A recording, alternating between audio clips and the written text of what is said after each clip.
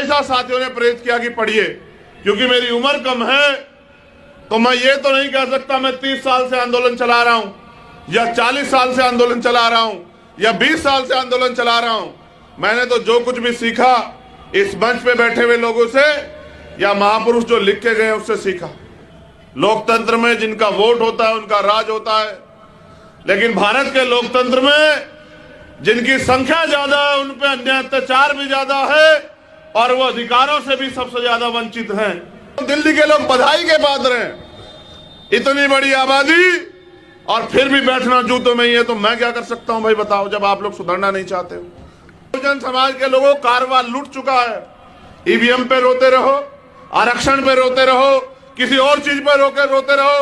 एक वोट का अधिकार बाबा साहब अम्बेडकर देके गए आपको, किस वोट से इस देश में आपका राज आएगा, और इस उम्मीद के साथ चले गए कि आने वाली पीढ़ियां समझेगी। कहा 10 डॉक्टर, 10 इंजीनियर, 10 वकील जिस समाज में तैयार हो जाएंगे उनको कोई नहीं रोक सकता। बताओ रुके नहीं रुके हो?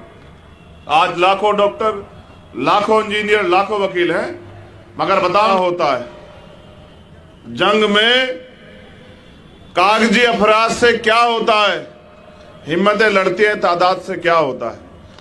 क्या फर्क पड़ता है कि हम यहाँ किस संख्या में, लेकिन जितने भी हैं इतने लोग तो तैयार हैं इस आंदोलन को चलाने के लिए।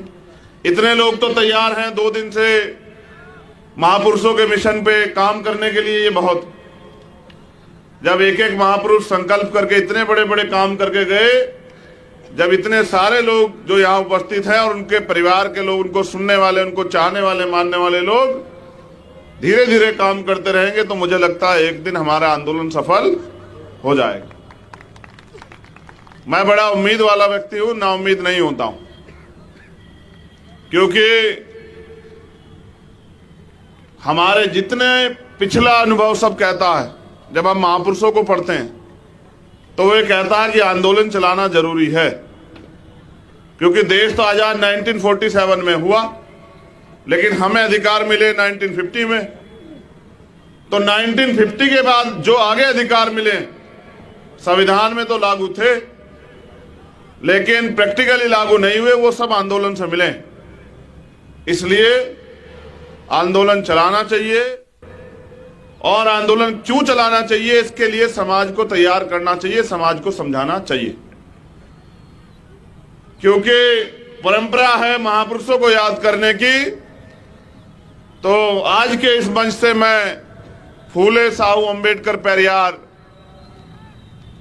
मान्यवर काशीराम, महामना रामसु वर्मा, बाबू जगदेव प्रसाद, जननायक कपूरी ठाकुर, मां सावित्रीबाई फूले, मां रमाबाई, सबको नमन करता हूं। क्योंकि जैसे जैसे मौसम और ठंडा होगा, ठंड बढ़ती जाएगी, और जब ठंड बढ़ेगी तो हमारे लोगों को सबसे पहले